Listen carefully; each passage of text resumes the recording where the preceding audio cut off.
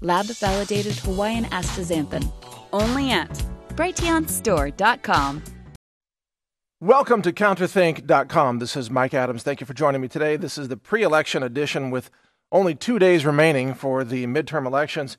I've got a full detailed analysis for you about what I think is likely to happen, or at least the scenarios that may happen, and what to expect following Tuesday, following the election. And one of the scenarios, by the way, is that we don't know the winner for many weeks or even potentially a month or so.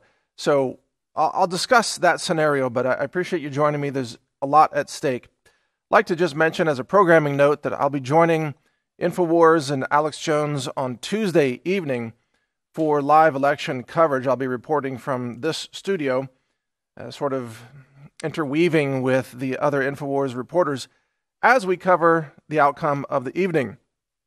And that's we're going to cover it regardless of whether the GOP holds the House or the Democrats take the House, or if it's an unknown outcome, which is one of the very likely possibilities, as I'll discuss here.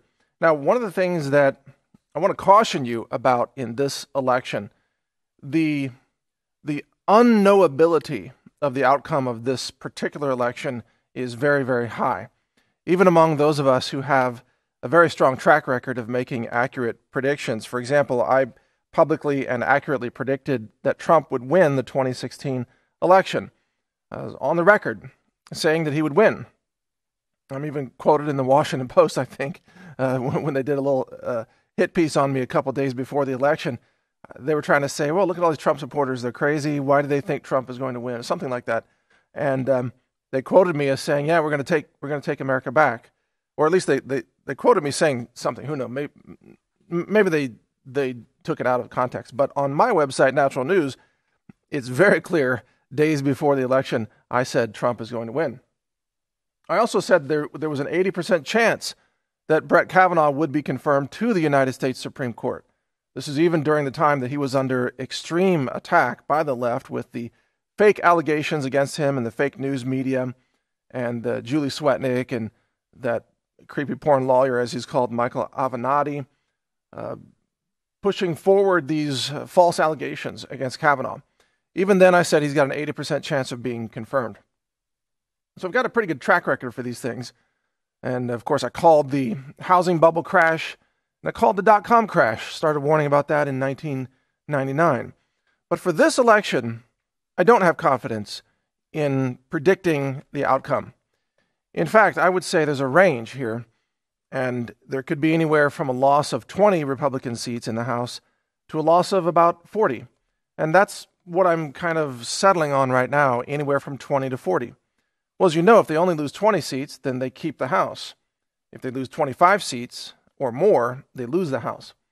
So if you think about this distribution of outcomes, the distribution appears to be more strongly weighted toward Democrats taking the House.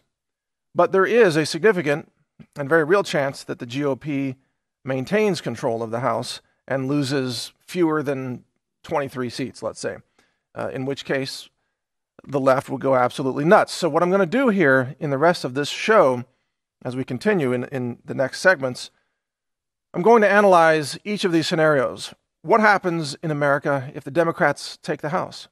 Because that is a significant outcome likelihood. What happens if the GOP defends the House? There's also a significant chance that they can do that. But also, more importantly, what happens if the election outcome is contested? And also, I'll talk about the election fraud that has already been carried out by Facebook and Google and the illegal voting and the left-wing media that's pushing out fake news. So I believe that this is not a fair and free election. Regardless of the outcome, GOP candidates are having their seats stolen from them by a complicit left-wing politicians and tech giants who are working diligently to steal this election ahead of the election. They've already done quite a job of doing that. So stay with us. Counterthink. We'll be right back after this break.